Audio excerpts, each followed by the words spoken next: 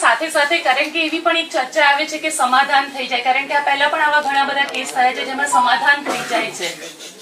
એની અંદર હું કઈ નથી કહેતો, કેમ કે હું સમાધાન માટે માનતો નથી અને આ તો મારા સમાજ, એટલે એમાં હું કોઈ 19-20 નહીં ચલાવું અને હું ચલાવતો બી નથી.